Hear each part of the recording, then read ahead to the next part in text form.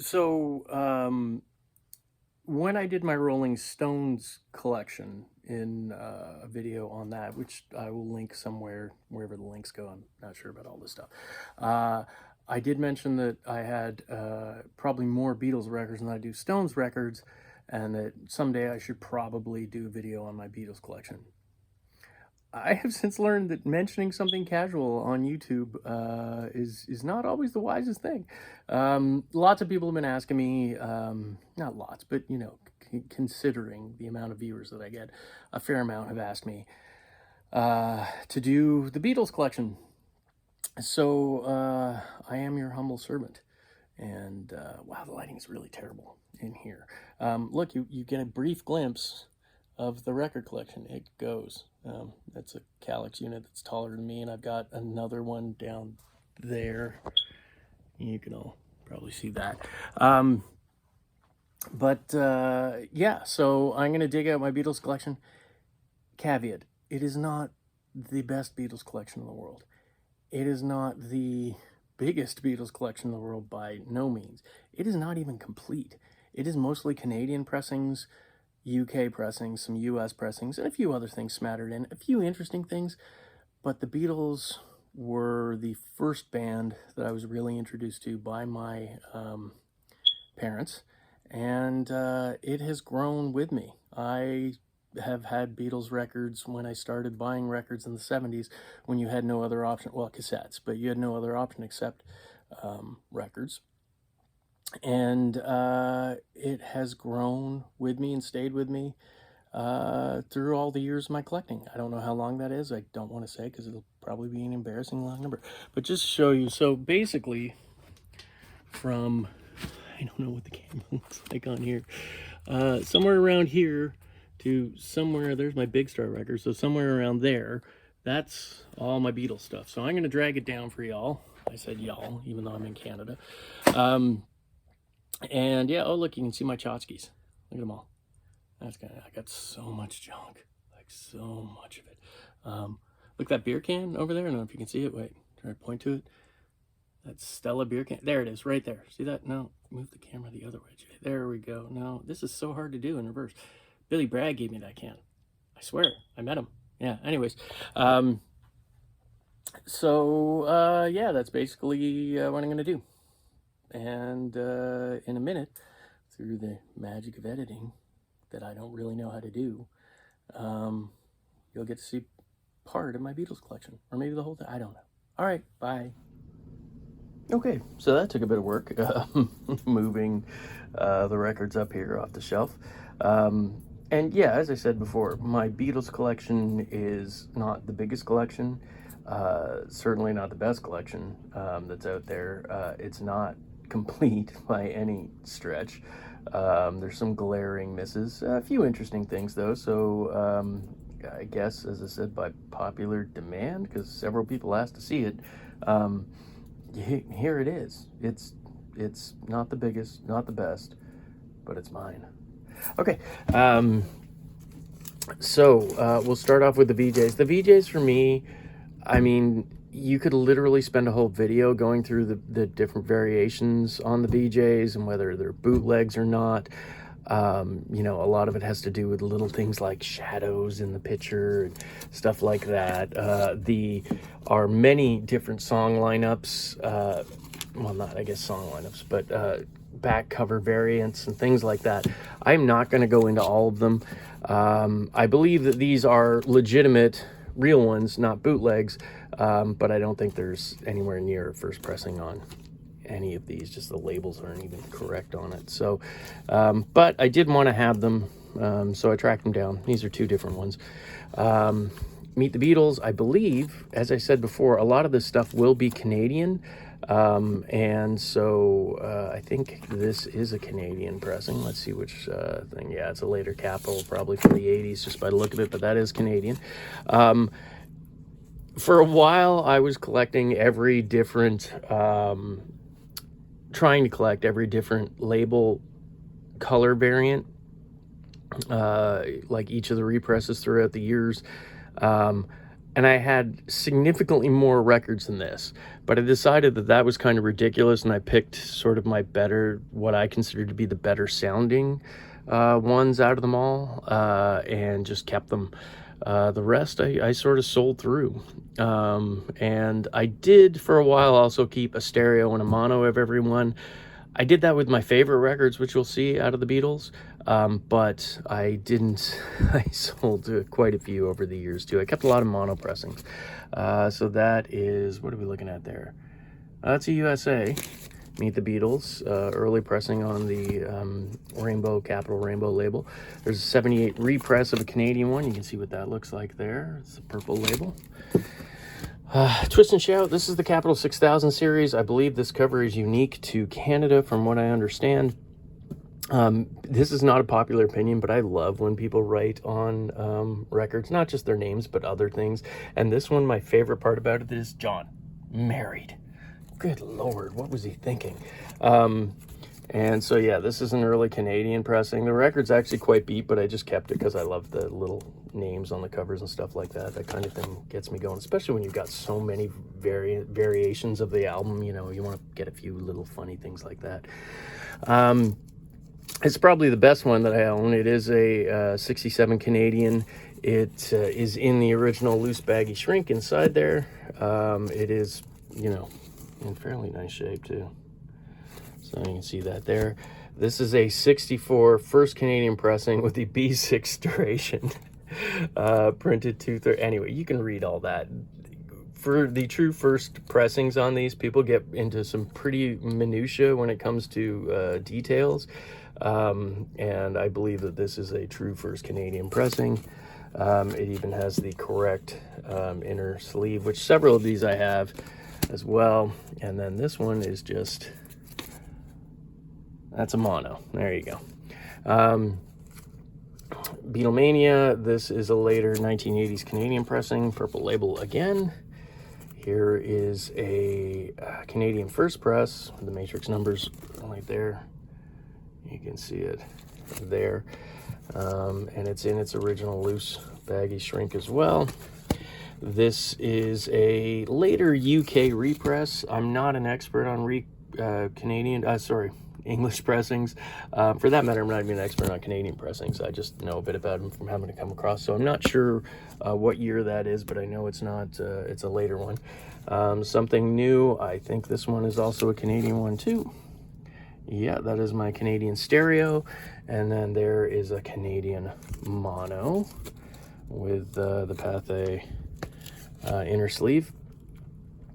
This is a 69 repress with the green Target labels, as they call them there. And then the Beatles story. This kind of, you know, more like almost like a TV show, but on, you know, record. And then this is the first Canadian one. It's from 64. It's in the original loose baggy. And the cool thing about this is back in the day when they had gatefolds like this, they used to have it so that the shrink wrap around it wasn't around it in its sort of 12-inch form. It was slid over it so that you could open it up in the gatefold without opening the record itself. So you could still have a gatefold that you could see the inside, but it was still sealed. This one's been opened, but it is in the loose baggy there. It's 2-record set. I don't know why I have 2 of these. Oh, that's why, because that's the red Capitol Target label, made in Canada again. Beatles Hard Days, that is Canadian. Is that the stereo? Yeah, that's Canadian mono. And then I believe this is the Canadian stereo. There you go, that's the black label. 71 UK repress, because I took the time to look that up. Can't believe I do that sometimes. Here is another one. This is on yellow Parlophone, UK pressing. It's the Long Tall Sally, the Capitol 6000 Canadian, and I'll show you that label there. There you go. Yeah, you can see it there. Nice. You know, I'll probably should talk a little bit about the Beatles. They are not my most favorite band, but they're definitely in the top 10 bands.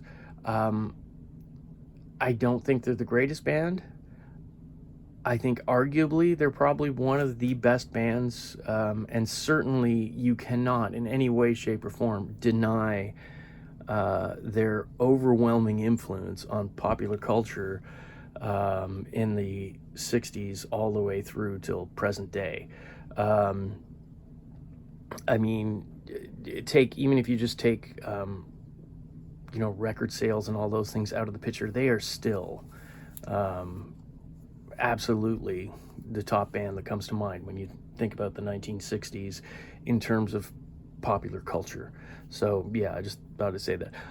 The reason why I have so many Beatles records is it has more to do with the fact that this was the first band that I was really introduced to. My mom, my parents, and myself were all born in England and then immigrated to Canada. But my mom and dad grew up in a town called Widnes on the Mersey River, and was not too far away from Liverpool. And my mom got to go see them at the Cavern. My mom actually got to meet them. Her sister, I might have this story wrong, but her sister was, I believe, the head of the fan club in their little town. And so when they came to play, she did get to sort of meet them, and my mom got to tag along, and her favorite was Paul. Just there you go, Mr. McCartney. If you're watching, if you could do a shout out for my mom, that would be great. Her name's Teresa. Yeah, it's so there were always Beatles records around. And so I had that giant console stereo and would play Beatles stuff because that's what my mom would put on too. And so they just kind of stuck with me. So a lesson to parents: the stuff that you're playing around your kids actually does affect them, whether they know it or not, just via osmosis. I love the Beatles. I really do. Again, they're two of my favorite albums of all time are in here somewhere, and I'll show you in a minute. But yeah, so when you're playing stuff for your kids, it's sort of, it's kind of an important cultural thing for them. You're the first sort of person who'll put music in front of them. So give it some thought. Anyways, what was I digress there? Okay, yeah, so the Beatles Capitol 6000. The Canadian version came in as Long Tall Sally. I don't think in the States it was released as Long Tall Sally. There is the Canadian one. And then, because it was released as the second album, I believe. And I think it was also released as the second album in Canada too. Yeah, because here it is. So you can see the catalog number difference on here for some reason.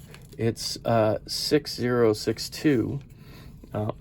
And that is then uses virtually the same cover layout, and it becomes T2080 on here. I don't know why they did that, but that's it. So that's the Canadian mono, and I think I have, for some reason, that's the reason why I have two copies of that. See, I think I kept these green Target labels because I actually think they sound really good. Sometimes when you get represses, they're not very good, but that one sounds, from what I remember, pretty well. The green Target and the red Target, I'm sure people will argue with me. Beatles 65, that is I believe, 70s later reissue, and that is Canadian, but it's on those sort of orangey red Capitol labels. And then there's 64, which is first Canadian pressing. You'll notice the Canada's in brackets down there. It's kind of important to look it up. Beatles 65 on the Capitol Rainbow. Help, UK 71 repress. A 73 UK French export press. I can't remember the story behind this, but it's either that it was made in France and then you sent out to the UK for some reason, no idea why, or vice versa, it was made in UK and sent to for French into France. I can't remember why. Look at there it is there. That is a 80s Canadian repress, 74 Canadian repress, my apologies. That is a Canadian mono. There you go. I don't have a stereo. Oh, that stereo is the repress. Okay, never mind. Beatles 5, 80s or 70s repress, Canadian. This is a Canadian mono, I will guess. I did when I was younger, again, because part of my record collection, some of the oldest parts of it are these Beatles records. So back then, a lot of this stuff was collected pre-Discogs, so you had to have guidebooks. Don't get me started on guidebook life. Discogs makes things so much easier. Love it or hate it, you have to admit that if you've been collecting for before and after it, it is much easier afterwards now to know which pressings that you have. It has its faults, but it is still a pretty impressive database. And so there's some of this stuff on here where I don't even have dates because I'm not 100% sure. That's because I probably haven't looked at this record in 25 years. And it was bought pre Discogs, so some of the stuff that was picked up later or I cleaned later or listened to later for some reason, like this one here, has a lot more information on it because I had a lot more information at my fingertips because it was done once Discogs was invented. So yeah, that's the Canadian mono pressing, and then I have a 69 reissue on the green Target label. There you go. And that one is also in shrink. It's interesting, again, maybe not to you, but to me it's always interesting to see how the shrink has changed over the years. Because I have like some early 60s first pressings. For those of you who want to see, I do have a video where I got a large collection of 60s and 70s records still sealed. And you can see it better in there. But it starts off with a really kind of loose, baggy type shrink wrap. It didn't actually shrink, it was just sort of put over top of it. And then there's different kinds as it gets later. It seems to get more shrinky, if that's a word. I know it's not. You don't need to tell me in the comments on that one. Okay, so UK stereo. Okay, so I was talking about my favorite records. This is it. It's between Rubber Soul and Revolver. Always has been. I just love these records. And that is a UK, probably reissue. It's definitely a reissue, yeah.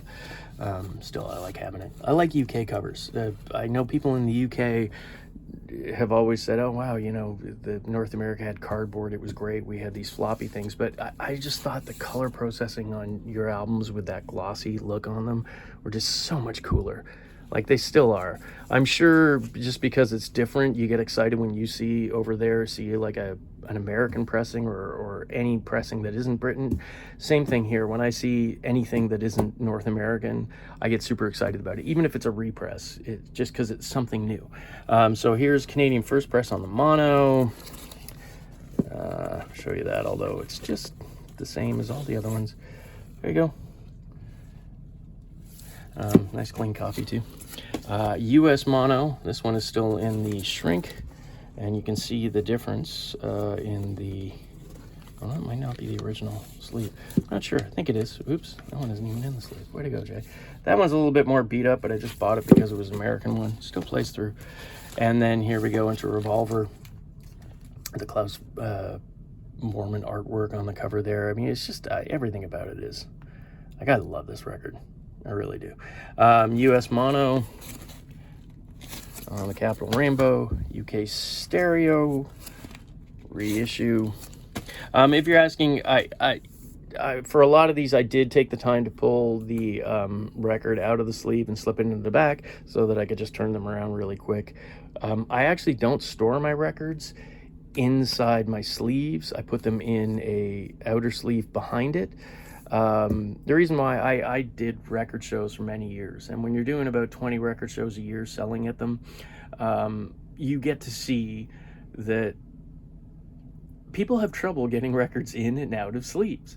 And when they're at a show, they want to see that record. So they are going to go and pull that record out. And anybody who's tried to put records in and out, you inevitably at some point will have trouble getting it back in the sleeve. And if you have time and you're just at home, that's easy enough, not a big deal. You can just take it and wiggle it up and down, eventually it slides in. When you're at a record show and you're surrounded by other record collectors who sometimes can be overly judgmental, people panic, and I've seen people ram records into sleeves and rip a sleeve, and it is just, it's not, you know, it's understandable, I guess, you know, when they panic. I personally don't understand it, but I've seen it happen. So I started putting all my records on the outside. It actually does make it easier to get inside, and I don't think it really affects the records in any way, shape, or form. You've got them in an inner sleeve and then a plastic outer covering them, and I think they're fine, especially if they're stood up against other records who have their cardboard there. You're fine. But that's just my opinion. If you want, you can argue with me. I might not argue back, but Revolver Mono Canadian. And this is another Canadian mono release. Clearly, I like the mono mix. Yeah, is that the? Yeah, no, those are the two same records. I might have to go through these again and let a few go into the store. And there is a Canadian stereo in the Pathé. Lena wrote her name on the back there. Thanks, Lena. And there you can see it there. Yeah, there you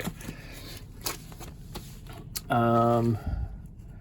Magical Mystery Tour. This is a later Apple, I think, because it has other songs listed on there. I don't know what this is. I'm not going to lie.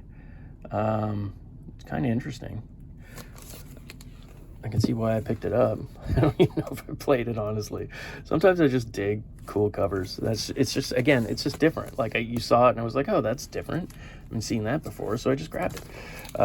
That is the mono Magical Mystery Tour Canadian. I will promise in. And then there's a Canadian stereo. I'm at there. And they both have the booklet in there. Okay, here we go. Sgt. Pepper. Lonely Heart Club Band. Hearts Club Band. I have many copies of it. I think it's an amazing record, and it truly is a breakthrough record at the time. I mean, they did their Sgt. Peppers, and then there was this whole rash of other bands that were like, we're going to do our Sgt. Peppers. Some with great success, I would argue, you know, things like The Pretty Things, SF Sorrow, and then some with sort of less success. And I'm not going to mention them. Okay, I will. The Stones. You know, Lenticular Cover was cool, but not on the same par. And it had a few great songs, but nothing like, it wasn't a whole complete sort of album as this is. So, and I can mention more on both sides of that coin. But this is kind of the gold standard for 60s albums, I think. Again, arguably, you know, there are lots of smaller ones that are, some that are probably better, a lot that are worse. But anyways, here we go. So in 95, I forget what the anniversary was. Probably going to say that, yeah, I don't even know what the anniversary was. But they reissued all of the Beatles albums, and they were on this purple label. And they're actually quite hard to find because, again, in the mid-90s, they weren't pressing much in the way of vinyl domestically. I know you guys in Europe still had a lot of stuff coming through. We had to pay extra to get it exported or imported into here. But these were in the stores, and you didn't have to order them. They came with, they redid the whole back catalog, so I bought a bunch of them. I don't think I have many left except for this one. I think over the years I got them go. I can't remember if I'm going to say they were probably digitally remastered, and then I don't know if they probably just didn't do a great master on these. I can't remember. That's the reason why I got rid of them. So this is a Canadian 67 first stereo in the loose baggy shrink again. And this was, again, there's that gatefold you can see. And there, it goes all the way around. I wish, you know what, I should have taken these out first. But anyways, first Canadian pressing. That is the stereo pressing of it.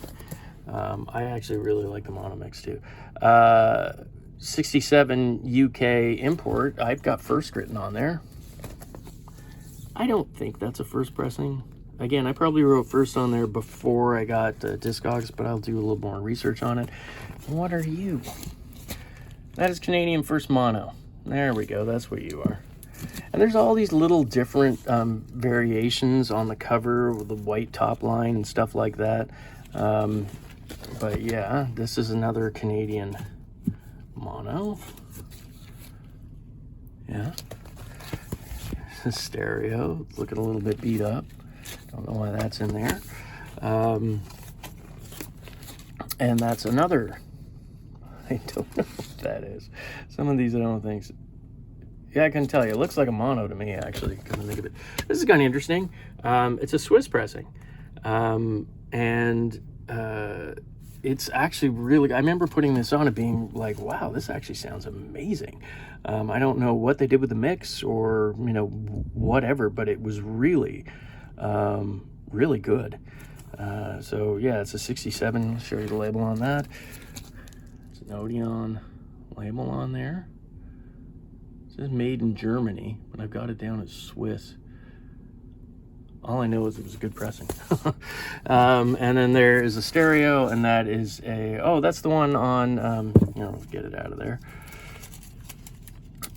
Canadian exclusive, there we go, on purple marbled colored vinyl, which I've had many times. Here in Canada, that's not that rare. Apparently, outside of here, it kind of is, which would make sense because it was only sold here. This is already at 20 minutes. So plus the intro will be longer than that. So what I'm going to do is actually split this up into two. I will hit this pile in the next video, because that is a long, I don't want to do an hour-long video. I just don't. But there you go. We'll hit that one next, which will be, you know, oh, look, I can go through the whole thing about yesterday to today. All my white covers, Let It Be box set, and other stuff, all Beatle related there. So we'll do that next. Again, you know, it's not the best collection in the world. It's certainly not complete by any stretch, but it's mine. All right, so yeah, if you guys like, check out the other video. I don't know if I'm going to put it up right after this one or next week. We'll see, but keep your eye out for it. All right, thanks for watching. Bye.